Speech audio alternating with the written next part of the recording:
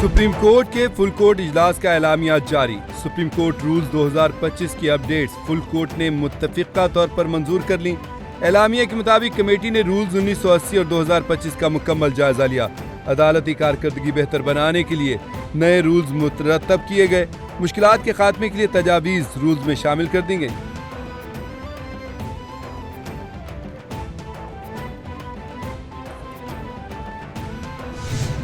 I, Justice Aminuddin Khan, do solemnly swear swear that I will bear true faith and I will bear true faith and allegiance to Pakistan, that as Chief Justice of Federal Constitutional Court of Pakistan, that as Chief Justice of the Federal Constitutional Court of Pakistan, I will discharge my duties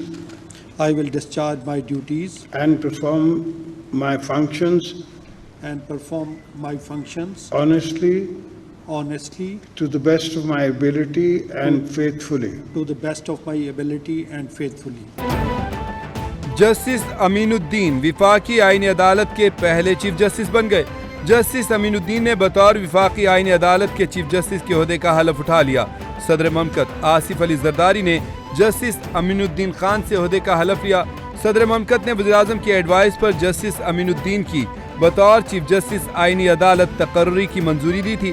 وزارت قانون و انصاف نے justice امین الدین کی تقرری کا notification جاری کیا. ایوان صدر میں حلف برداری کی تقریب میں وزیر اعظم، وزیر قانون بلاول بھٹو اور اٹارنی جنرل کی شرکت.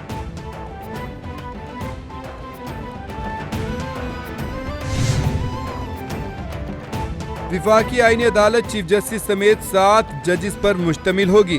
وزارت قانون نے نوٹیفیکیشن جاری کر دیا. جسٹس علی باقر نجفی، جسٹس حسن اظہر رضوی، جسٹس عامر فاروق، جسٹس روزی خان، جسٹس کے آغا اور جسٹس ارشد حسین شاہ وفاقی آئینی عدالت کے جج مقرر. پہلے مرحلے میں وفاقی آئینی عدالت کے 3 ججز نے حلف اٹھا لیا. جسٹس حسن اظہر رضوی، جسٹس عامر فاروق اور جسٹس علی باقر نجفی نے حلف اٹھایا. چیف جسٹس وفاقی آئینی عدالت امین الدین خان نے ججز سے حلف لیا. On behalf of Defence Minister, I beg to move that bill further to amend the Pakistan Air Force 1953. The Pakistan Air Force Amendment Bill is passed. I beg to move that the bill further to amend the Pakistan Navy Ordinance 1961 as passed by the National Assembly be taken into consideration at once. I now put the motion to the House. Those who are in favor of the motion may say aye. Those against the motion may say no. I think the ayes have it. The ayes have it. The motion is adopted. Senate نے Pakistan army ترمیمی act 2025 کی منظوری دے دی. Army act ترمیمی بل نائب وزیر اعظم اسحاق ڈار نے پیش کیا. Saint نے army act ترمیمی بل کثرت رائے سے منظور کیا. پاکستان ایئر فورس ترمیمی بل 2025 اور پاکستان نیوی ترمیمی بل 2025 بھی سینٹ سے منظور. جے یو آئی اور پی ٹی آئی کے اراکین نے بل کی مخالفت کرتے ہوئے بل کو کمیٹی میں بھجوانے کا مطالبہ کیا.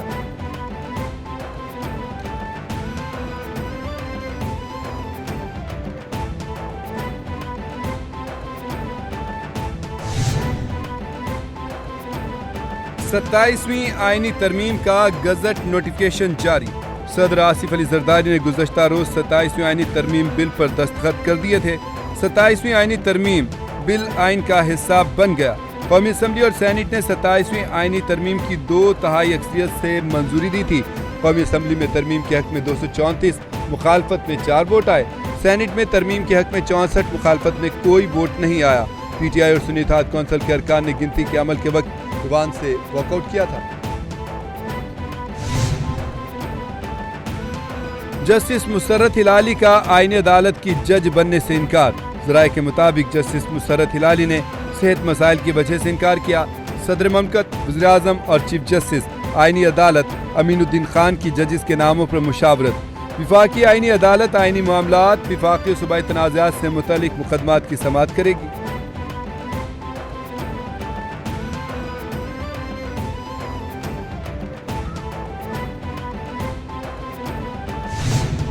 عدلیہ کا کردار جو ہے پاکستان کی تاریخ میں ہر موڑ کے اوپر اتنا بھیانک اور سیاہ رہا ہے کہ شاید ہی کسی ملک میں عدلیہ کا کردار اتنا بھیانک رہا ہو.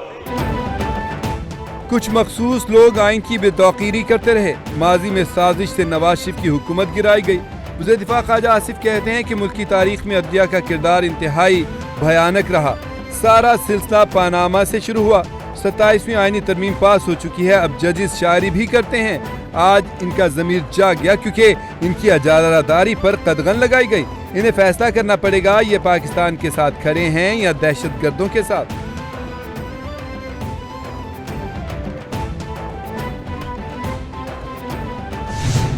پارلیمنٹری اسٹرینتھ جو ہے سب سے زیادہ راجہ فیصل راٹھور آزاد کشمیر اور دوستوں کے ساتھ بھی ان کی حمایت حاصل ہو چکی ہے اور انشاءاللہ تعالی ہم اس پوزیشن میں ہیں کہ ہم حکومت بنائیں گے. جب ہمارے پاس اسٹرینتھ موجود ہے تو ہمیں فی الحال تو کسی کی ضرورت نہیں ہے.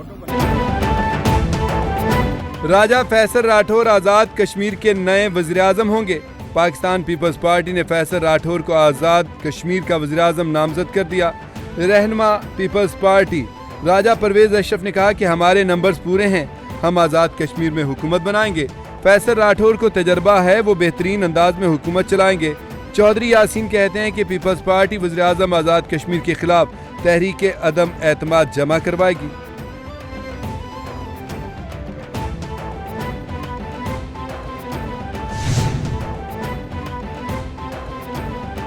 اردن کے شاہ عبداللہ ثانی کل رات پاکستان پہنچیں گے. سفارتی ذرائع کے مطابق شاہ عبداللہ ثانی کے ہمراہ ایک اعلیٰ سطح کا وفد بھی پاکستان پہنچے گا. شاہ عبداللہ دورہ پاکستان کے دوران وزیر اعظم شہباز شریف سے ملاقات کریں گے. پاک اردن تعلقات کے فروغ کا جائزہ لیا جائے گا. تجارت, سرمایہ کاری, مختلف شعبوں میں تعاون پر تبادلہ خیال کیا جائے گا. غزہ کی صورتحال, غزہ معاہدے اور امداد تک رسائی پر بھی بات چیت ہوگی.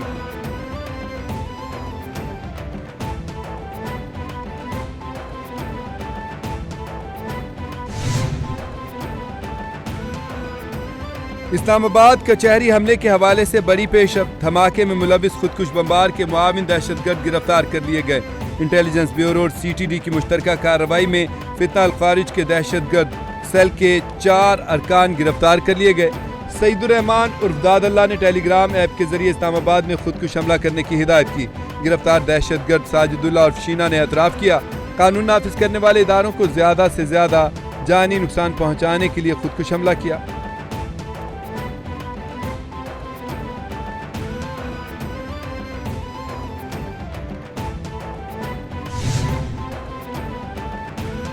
پاکستان کا قرض تاریخ کی بلند ترین سطح پر پہنچ گیا. جون 2025 کے اختتام تک پاکستان کا قرض 80.5 کھرب تک پہنچ گیا.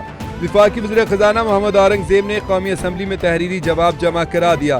وزیر خزانہ کے مطابق پاکستان کے قرض میں روزانہ کی بنیاد پر 25.4 ارب روپے کا اضافہ ہو رہا ہے. مالی سال 2025 میں جی ڈی پی کا 70.8% قرضوں پر چلایا جا رہا ہے. پاکستان کے مجموعی سرمایہ کار سرکاری قرضے میں 13% اضافہ ریکارڈ.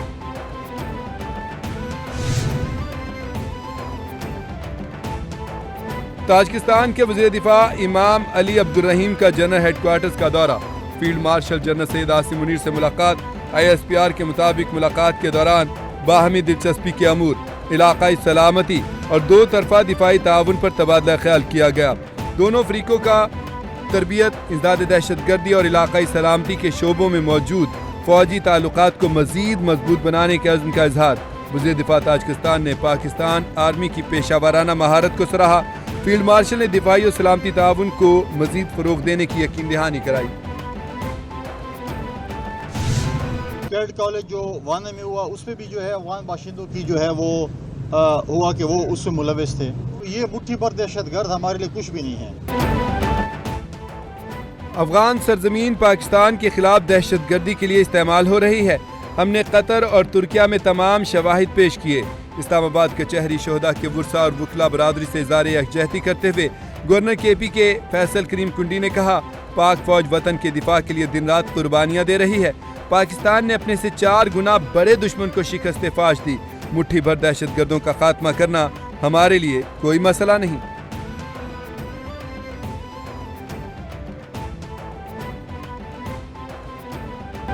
پاک بحریہ کے زیر انتظام 5ویں انٹرنیشنل ناٹیکل مقابلے کی اختتامی تقریب کا انعقاد. کمانڈر کراچی کی بطور مہمان خصوصی شرکت. پاکستان, آذربائیجان, انڈونیشیا, ایران, اٹلی, سعودی عرب, عمان, سری لنکا, ترکیہ اور UAE کی ٹیموں کی شرکت۔ ترکیہ کی ٹیم ایونٹ کی فاتح قرار پائی۔ ایونٹ میں کشتی رانی، تیراکی، سمندر میں جان بچانے اور سیمین شپ کے مقابلے شامل تھے۔